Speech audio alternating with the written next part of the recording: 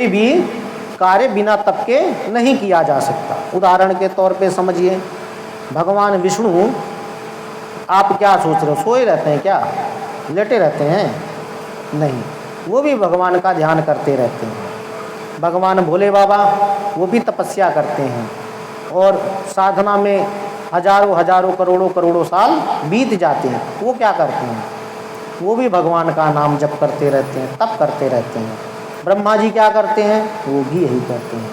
क्योंकि अब आप समझिए, जब आपके पास कुछ रहेगा तभी आप किसी को कुछ दे सकते हैं, और आपके पास आएगा कहाँ से? भाई रहेगा तो ठीक बात है, लेकिन आएगा कहाँ से? तो कहीं ना कहीं से तो आपको जनरेट यानी उत्पन्न करना पड़ेगा। अब वो कैसे करेंगे?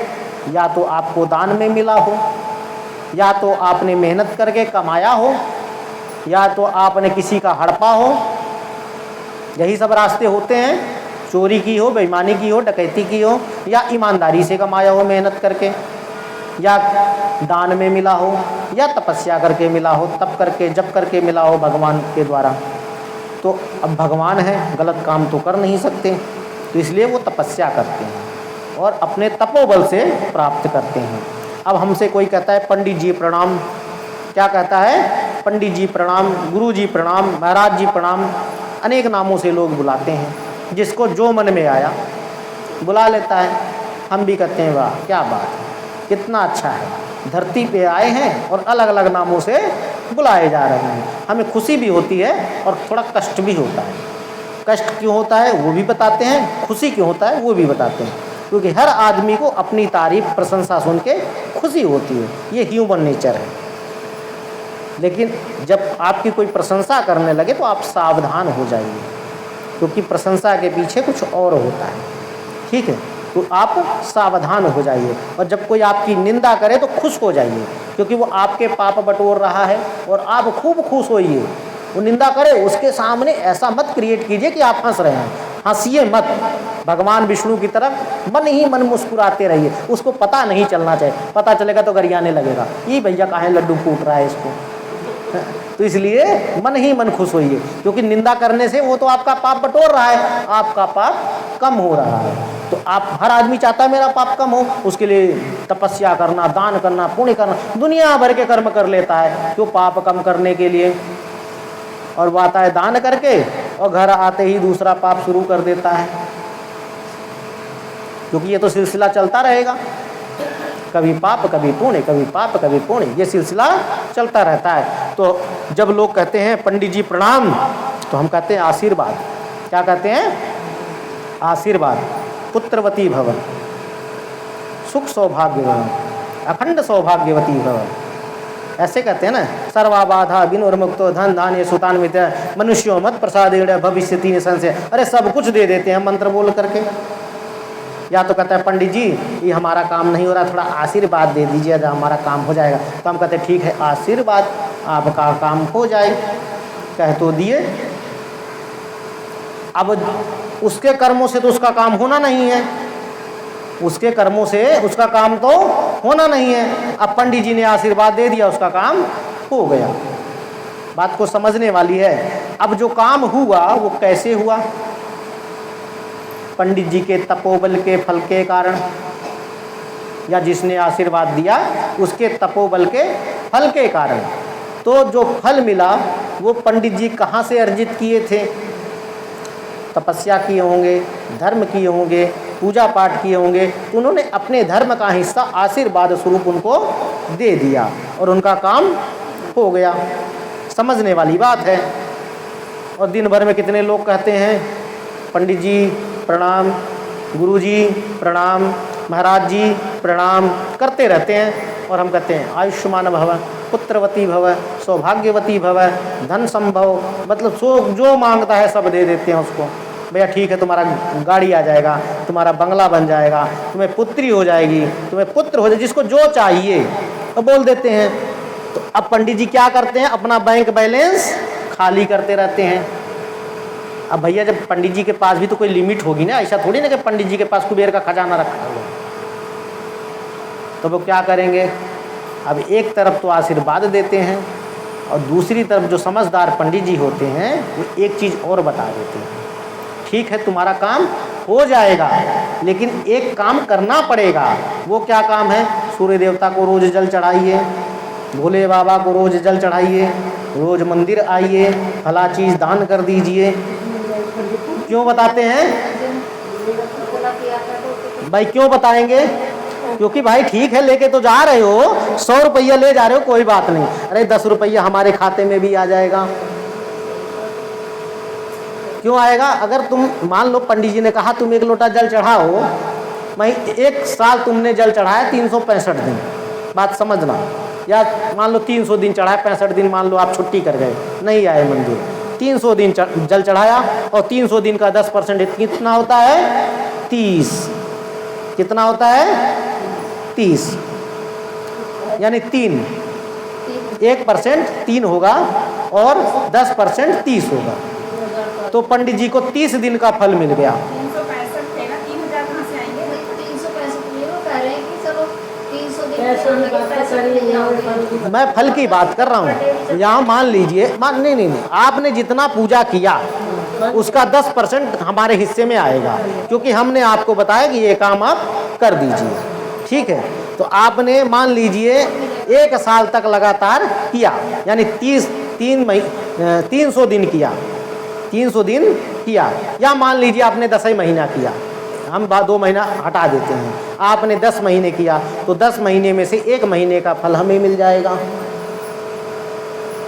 1 महीने का फल मिल गया हमें, हम तो राजा हो गए, क्योंकि जितना गया था उतना वापिस आ गया। बात समझ रहे हैं? और फिर क्या करते हैं? आगे की कथा सुन लो, आगे फिर क्या होता है, आप किसी और को भी बता देते हैं, अरे पंडित जी बता रहे थे ये काम करने से ये काम हो जाता है, हैं? आपने किसी और को बता दिया, तो आपका हिस्सा जो मेरे पास आया था वो तो आपके पास आया ही आया, उसका भी जो जल चढ़ा रहे उसका भी हिस्सा मेरे पास आएगा। उसने किसी और को बताया, उसने किसी और को बताया, तो मेरा पुण्य कैसे बढ़ेगा? इसी प्रकार से बढ़ेगा। और मेरा धर्म कैसे बढ़ रहा है? आशीर्वाद, ये हो जाएगा। समझ आ रहा है? एक तरफ से जा रहा है तो दूसरी तरफ से आ रहा है। अगर आपने आशीर्वाद दिया और पंडित जी ने बताया कि ये काम करो तभी होगा, तो फिर तभी होगा जब आप करोगे, और नहीं करोगे तो होगा भी नहीं, क्योंकि उन्होंने कंडीशन रख के दी हुई है चीज़ें। गुरु भी अगर ज्ञान देता है तो क्या कहता है? इसका सदुपयोग करना, दुरुपयोग करोगे तो शिक्षा शक्ति वापस ले लूँगा मैं। वरदान भगवान देते तो यही कहते थे ना, इसका सदुपयोग करना, दुरुपयोग करोगे तो शक्ति वापस चली आएगी। जैसे होलिका थी, उसको बोला था कि किसी को बचाने के लिए, कोई अगर जल रहा है तो किसी को बचाने के लिए आशीर्वाद दे रहा हूँ, इसका दुरुपयोग मत करना। अगर दुरुपयोग कर दिया तुमने तो ये शक्ति काम नहीं करेगी। अब प्रहलाद को लेके बैठ गई, अब वो तो भूल गई थी, ये भगवान ने ये भी कहा था। अब प्रहलाद को लेके बैठ गई तो क्या हुआ? होलिका स्वाहा। और प्रहलाद जी तो मुस्कुरा रहे थे, उनको तो कुछ हुआ ही नहीं, क्योंकि भगवान के भक्त थे। तो हमारे कहने का मतलब है कि जो कुछ कहा जा रहा है उसे ध्यान पूर्वक सुनिए और करिए। हम आपको गारंटी देते हैं लिख करके, आपका काम अवश्य होगा, लेकिन तभी होगा जब आप उस काम को करेंगे। और नहीं करेंगे फिर पंडित जी आपने तो आशीर्वाद दिया, तुम्हारा काम होगा ही नहीं। अब पंडित जी क्या करेंगे उसमें? अब पंडित जी क्या करेंगे? रोज आशीर्वाद लेते रहो, नहीं होगा जब तक उस कर्म को नहीं करोगे, क्योंकि कर्म का फल मिलता है, आशीर्वाद तो साथ में सहयोग करता है। समझ आ रहा है? तो कहते हैं ऐसा कहकर भगवान शिव ने श्वास मार्ग से श्री विष्णु को वेदों का ज्ञान प्रदान किया। श्वास मार्ग से, जो सांस लेते हैं ना, श्वास, उससे भगवान विष्णु को वेदों का ज्ञान प्रदान किया कि भैया ठीक है, तुम भी ज्ञानी बन जाओ, वेद पुराण के जानकार बन जाओ, तभी तो सबको शिक्षा दोगे। ऐसे कैसे? जब तुम्हें कुछ आता रहेगा तभी तो किसी को बताओगे। तो कहते हैं तदंतर अपनी महिमा से कभी च्युत न होने वाले श्री हरि भगवान शिव को प्रणाम करके बड़ी भारी तपस्या करने लगे। वहाँ गए, तपस्या, पैर छुआ, आशीर्वाद लिए और बड़ी भारी तपस्या में लीन हो गए विष्णु भगवान। और शक्ति सहित परमेश्वर शिव भी पार्षद गणों के साथ वहाँ से अदृश्य हो गए। भगवान विष्णु ने सुदीर्घ काल तक बड़ी कठोर तपस्या की। तपस्या के परिश्रम से युक्त भगवान विष्णु के अंगों से नाना प्रकार की जल धाराएं निकलने लगी। बहुत समय तक तपस्या किया भगवान ने, घनघोर तपस्या किया विष्णु भगवान ने। उसके बाद में भगवान विष्णु के शरीर से नाना प्रकार के जल की धाराएं निकलने लगी। यह सब भगवान शिव की माया से ही संभव हुआ। महामुने, उस जल से सारा सोना आकाश व्याप्त हो गया। जो आकाश में कुछ नहीं था वहाँ आकाश गंगा बह गई। जो जल निकली इतना निकला कि पूरे आकाश में जल ही जल हो गया। कहते हैं वह ब्रह्म रूप जल अपने स्पर्श मात्र से सब पापों का नाश करने वाला सिद्ध हुआ, जिसे आकाश गंगा कहते हैं। उस समय थके हुए परम पुरुष विष्णु ने स्वयं उस जल में शयन किया और वहीं आराम करने लगे। सो गए, वहीं पे थक गए थे भाई, क्या करें, वो भी आराम करेंगे। वे दीर्घ काल तक बड़ी प्रसन्नता के साथ उसमें रहे। नार अर्थात जल में स्नान करने के कारण ही उनका नारायण यह श्रुति सम्मत नाम प्रसिद्ध हुआ। नार यानी जल, गांव में कहते हैं नार खो, कहते हैं ना, फला नरवा में चला जा। तो नार में क्या होता था, पानी, ठीक है, वो बहुत चौड़ा चौड़ा होता था। आपने तो देखा हुआ है, शायद आपने भी देखा हो। तो गाँव में नार बोलते हैं, ठीक है, नदी जैसा ही होता है लेकिन नदी नहीं होता, नार होता है। और नाला भी नहीं बोल सकते क्योंकि बहुत चौड़ा होता है और बहुत गहरा होता है, उसमें कई हाथी डूब जाएंगे अगर एक के एक ऊपर खड़ा कर दिया जाए तो कहते हैं नार में जल शयन करने पे उनका नाम नारायण पड़ गया। कहते हैं उस समय उन परम पुरुष नारायण के सिवा दूसरी कोई प्रकृति वस्तु नहीं थी। उसके बाद ही उन महात्मा नारायण देव से यथा समय सभी तत्व प्रकट हुए। महामते विद्वन, मैं उन तत्वों की उत्पत्ति का प्रकार बता रहा हूँ, सुनो। प्रकृति से महतत्व प्रकट हुआ और महतत्व से तीनों गुण, इन गुणों के भेद से ही त्रिविध अहंकार की उत्पत्ति हुई। अहंकार की भी उत्पत्ति वहीं से हुई थी। कहते हैं अहंकार से 5 तन मात्राएं हुई और उन तन मात्राओं से 5 भूत प्रकट हुए। उसी समय ज्ञानेंद्रियां और कर्मेंद्रियों भी का प्रादुर्भाव हुआ। मुनि श्रेष्ठ, इस प्रकार मैंने तुम्हें तत्वों की संख्या बताई है। इनमें से पुरुष को छोड़कर शेष सारे तत्व प्रकृति से प्रकट हुए हैं, इसलिए सबके सब जड़ हैं। क्योंकि प्रकृति में क्या है, पेड़ हैं, पौधे हैं, पत्थर हैं, ये सब क्या है, जड़ ही तो हैं। जो धरती के से जुड़ा हो उसे जड़ कहते हैं, और मनुष्य तो धरती से नहीं जुड़ा है इसलिए वो जड़ नहीं है। कहते हैं तत्वों की संख्या 24 है। उस समय एकाकार हुए 24 तत्वों को ग्रहण करके वे परम पुरुष नारायण भगवान शिव की इच्छा से ब्रह्म रूप जल में सो गए। इति अध्याय 6। इस प्रकार 6ठा अध्याय